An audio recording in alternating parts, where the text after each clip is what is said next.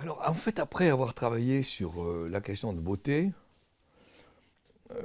je continue à m'intéresser quand même au problème de l'apparence, de l'extériorité, qu'est-ce qui se voit, qu'est-ce qui se regarde.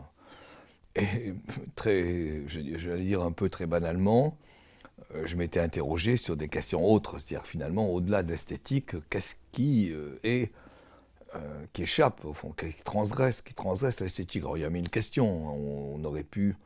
Parce que j'avais essayé une fois de travailler sur les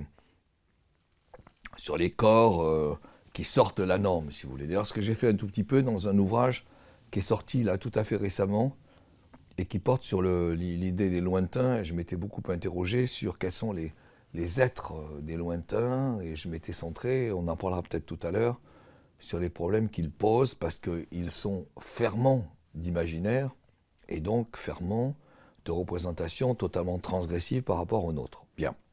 Mais je ne voulais pas non plus traiter de questions trop éloignées de nos propres préoccupations. Et c'est vrai que ce qui venait à l'esprit, c'était un sujet qui est très présent aujourd'hui dans nos préoccupations et dans nos normes, dans nos injonctions, etc. C'était l'obésité. D'où l'idée de travailler sur ces corps qui, au fond, laissent échapper leur propre volume. Mais, et c'est ça qui est intéressant, l'obésité, c'est pas le mot qu'évoquent les époques anciennes. De même, l'épaisseur physique, la densité physique, l'excès au fond de volume, c'est pas forcément ce qui retient. Très curieux ça, et c'est intéressant comme question. C'est pas forcément ce qui retient les images anciennes. Quand vous regardez par exemple la grande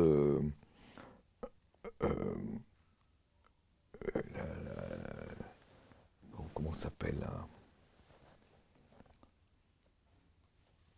la tapisserie de Bayeux, quand vous la regardez, qui représente la conquête anglaise, vous voyez, par les ducs de Normandie. Vous voyez que les soldats, ils sont tous identiques, qu'il n'y a pas d'intérêt apparemment pour essayer de représenter des êtres ayant des formes différentes. Et même, le duc de Normandie lui-même, qui était considéré comme gros, est représenté totalement efflanqué. Donc il y a aussi une forme de conquête qui porte sur l'image. Vous voyez, quand on dit qu'il faut travailler sur l'image, c'est effectivement très important, il ne faut pas seulement travailler sur les textes. Donc il y a une conquête de l'image. Et il y a une conquête des mots. Autrement dit, c'est le mot gros qui est utilisé, Louis le Gros, etc. Et ce qui est utilisé aussi, alors ça c'est très important en termes d'objectivation. Ce qui est utilisé aussi, c'est la pratique. Par exemple, un chevalier est gros lorsqu'il ne peut plus monter à cheval.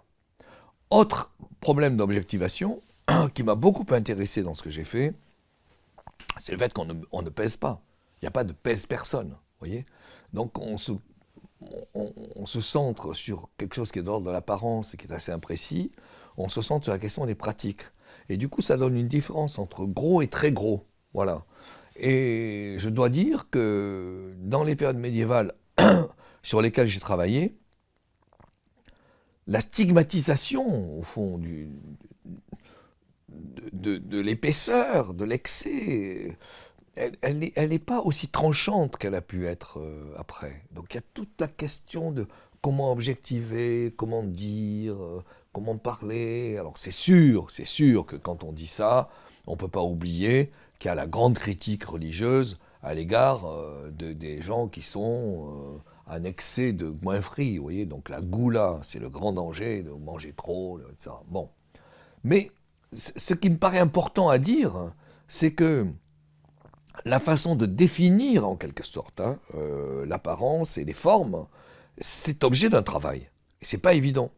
Et vous commencez seulement à voir chez Shakespeare, par exemple, le Falstaff qui commence à être l'objet, effectivement, de tout un ensemble de dénonciations avec des mots. Mais ça, c'est pas avant, vous voyez, des mots, grosse jatte, grosse bedaine, etc. Bon, c'est plus tardif que ne l'est la période médiévale. Et du coup, je trouve que, historiquement, ça entraîne un intérêt qui mérite d'être porté à ce type d'objet. Deuxièmement, si vous vous intéressez à la restitution dans les images, vous voyez que c'est tardif. Alors effectivement, les premières images, par exemple, je pense à la fameuse Les très riches heures du duc de Berry, vous commencez effectivement en 1420, vous commencez effectivement à voir, en particulier dans le mariage de la Vierge, ceux qui sont désabusés, qui ne peuvent plus se marier avec la Vierge, qui cassent leur bâton et qui sont un peu enrobés, c'est les balourds, vous voyez. De même à la Renaissance, vous commencez à voir apparaître des mots qui sont très importants et qui sont les lourds en taille. Et les lourds en taille, ce sont bien sûr ceux qui, sans doute, ont des apparences qui sont contestables. Mais du coup, ce sont aussi ceux qui, sans avoir des apparences contestables, sont ceux qui ont l'esprit lourd. Vous voyez, les lourds en taille, ça devient. On voit à quel point le voyage entre l'image physique et l'image mentale commence à se faire. Donc, une fois encore, l'intérêt de ce type de travail, c'est de montrer comment se construit. Comment se construit une représentation, comment se construit une image, comment s'élaborent des mots, etc. Voilà. Alors, bien sûr, une fois que l'on a dit ça, vous avez l'exigence de plus en plus précise d'une beauté qui, au niveau de la beauté féminine, doit être celle de la légèreté et de la zéltesse, contrairement à ce qui est dit. On a toujours tendance à penser que, au fond, avant, on tolérait les rondeurs, etc. Pas du tout. Si vous regardez avec attention, alors je parle de la Renaissance, si vous regardez avec attention les exigences qui sont portées sur l'image féminine à la Renaissance, vous voyez que c'est indiscutablement la taille serrée. Et la description, par exemple, de Brantôme, c'est la possibilité d'enserrer la taille de la femme avec les deux mains, et les pratiques, je pense, ça c'est aussi intéressant comme objet, les pratiques qui portent sur les traités de beauté, les traités d'ornement des femmes, d'ornement des corps, etc., dénoncent des pratiques folles au moment de la Renaissance qui sont celles de consommation d'acide, consommation parfois de talc, vous voyez, pour assécher à l'intérieur, parce que l'image du coup mon titre, hein, les métamorphoses du gras, l'image du gras c'est l'eau, traditionnellement. Le corps c'est un corps d'humeur, donc c'est l'excès d'eau, donc il faut assécher, et pour assécher, on consomme du jet, du talc, etc., c'est dénoncé par certains médecins, mais pratique présente. Donc, ne nous y trompons pas, ne nous imaginons pas que les images souhaitées dans les époques éloignées de nous, Renaissance en particulier, c'est des images de rondeur. C'est beaucoup plus compliqué. Hein. Mais c'est vrai, alors une fois que j'ai dit ça, c'est vrai que si vous regardez les peintres, et un des peintres les plus parlants de ce point de vue, c'est Rubens. Rubens, alors c'est le grand peintre du début du XVIIe, c'est le peintre de Marie de Médicis, etc., la galerie Médicis au Louvre. Si vous regardez Rubens, j'ai beaucoup travaillé là-dessus. Il y a 3 Rubens. Il y a un premier Rubens qui est la critique absolue de ceux qui sont en lourdeur excessive, donc les bannis, les rejetés, ceux qui tombent en enfer. Ils sont gras, leur corps est fendillé, excès de graisse, etc. Bon, tout le monde me dit, et c'est pas faux, que, par exemple, dans l'enlèvement de Leucippe, le grand tableau du Louvre, les nymphes, elles sont, au fond, elles ont une peau pulpeuse. Elles sont assez grasses, si vous voulez. Très bien. Moi, je pense que ça renvoie à un goût qui est très possible, hein, chez les Anversois, Rubens, etc. Mais la femme de Rubens, troisièmement, Isabelle Brandt, eh bien, elle a un corset. La fameuse image du mariage de Rubens avec son épouse, elle a un corset qui la serre. Elle a des mains qui sont fines, qui sont allongées.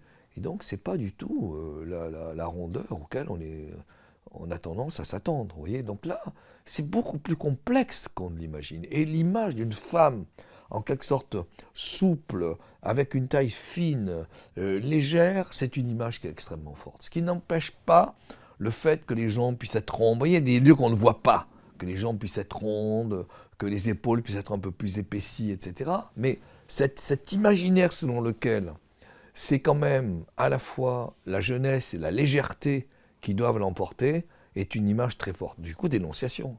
Évidemment, vous voyez, ça renvoie à la beauté, mais dénonciation. Dénonciation de l'excès, dénonciation du lourd, d'où aussi, extrêmement important, les lettres de Madame de Sévigné. Madame de Sévigné qui écrit à sa fille et qui dit « Tu seras contente parce que je peux réduire de deux prends de taille ma robe. » Ou les lettres de la Palatine. La Palatine qui dit « Je suis un cube, c'est horrible. » Vous voyez? Donc, je suis un cube, je suis lourde, je ne peux pas monter les escaliers. Donc, ne croyons pas trop facilement, en nous retournant vers les temps anciens, que, autant aujourd'hui, la finesse est encensée, autant auparavant, la tolérance était présente. C'est infiniment plus complexe.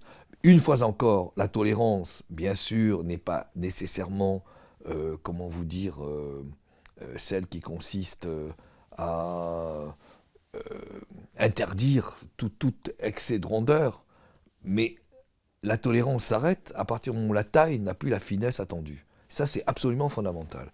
Donc, du coup, il y a quelque chose qui porte sur l'interdit de l'épaisseur. Une fois qu'on a dit ça, les choses sont plus compliquées et j'essaie de m'expliquer. Parce qu'il faut d'abord faire une différence homme-femme, et il faut ensuite faire une différence sur gros, très gros, pas très gros, même si ce sont les mots qui commandent et pas les chiffres. Les hommes, indiscutablement dans les époques éloignées, sont l'objet d'une tolérance plus grande quant à l'enveloppe corporelle. Et il y a des descriptions absolument magistrales dans Saint-Simon, lorsqu'il décrit les nobles. Saint-Simon est quelqu'un qui dit, à cheval, il a une certaine densité, il a une certaine épaisseur de corps, mais il a une véritable noblesse. Il se tient droit, il est sûr, etc. Donc, vous voyez, il y a une tolérance là qui porte sur le fait d'être relativement dense et rond, avec un interdit évidemment sur le très gros. Dans la différence, c'est gros, très gros. Bon. Et cette tolérance est plus grande, je me répète, mais c'est important, à l'égard de l'homme, qu'elle ne l'est à l'égard de la femme. L'homme, en plus, a un rapprochement entre densité, force, épaisseur, muscle. Vous voyez, c'est assez complexe. Bon. Mais c'est quand même très important quant au résultat. Une fois qu'on a dit ça, il faut continuer et se poser la question de l'objectivation. Et c'est vrai que l'objectivation, très curieusement, ne passe pas du tout par l'évaluation du poids. Vous voyez, on imagine qu'on pèse les gens, pas du tout, on ne pèse pas. Exemple, fin 18e, je dis bien fin 18e, je ne sais plus, un artisan quelconque propose, après avoir inventé laborieusement un dispositif de bascule, propose de mettre des balances à l'entrée des jardins publics ou à l'entrée de certains bâtiments publics. Et il demande l'autorisation, bien entendu. On ne peut pas s'installer comme ça. Refus. Ça n'a aucun sens. Pourquoi vous faites ça? Vous voyez, si vous le faites, ça va entraîner en plus des concurrences, des paris sur le poids. Aucun sens. Ne le faites pas. Donc, la conquête de la balance sur les espaces publics, c'est fin 19e. Pendant très longtemps, le poids ne se pose pas. Ou à la limite, lorsqu'il commence à se poser début 19e, c'est dans les foires, c'est dans des jeux, etc. Alors, il y a des images magnifiques de Daumier montrant une femme qui se pèse effectivement dans une foire, mais c'est presque sur le mode de la concurrence, de l'ironie, etc.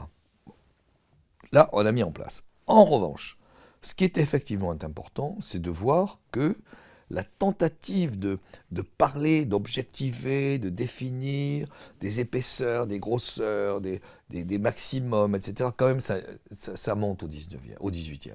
Vous voyez, avec l'exigence individuelle, ça monte, on essaie de décrire qu'est-ce que c'est que la polysarcie, c'est-à-dire le fait d'être roman immense, d'où ça vient. Bon. Je vous donne un autre exemple qui montre bien l'émergence au 18e de ce type d'exigence. C'est celle d'un avocat qui travaille avec Voltaire, qui s'appelle Élie de Beaumont, et qui a laissé des lettres que Jean-Jacques Courtine a publiées dans sa collection chez Millon, Jérôme Millon. Ce sont des lettres de Élie de Beaumont envoyées au grand médecin européen qui est Tissot, qui est à Lausanne. Et alors, c'est très curieux et totalement amusant, Élie de Beaumont écrit à Tissot. Et qu'est-ce qu'il lui dit? Il lui dit, voilà, je n'arrive pas du tout à régler ma propre apparence. Elle grandit, vous en avez la preuve. Je mets une corde autour de mon ventre et je vois que ma corde, elle se tend de 3 mois en 3 mois. Et que, au fond, je ne peux pas. Alors, qu'est-ce que je peux faire? Première remarque. Deuxième remarque. Vraisemblablement, la femme d'Élie de Beaumont a des relations extérieures. Mais Élie de Beaumont dit, je veux une descendance. Or, j'ai une telle taille que je ne peux pas avoir de rapport avec ma femme. Conseillez-moi.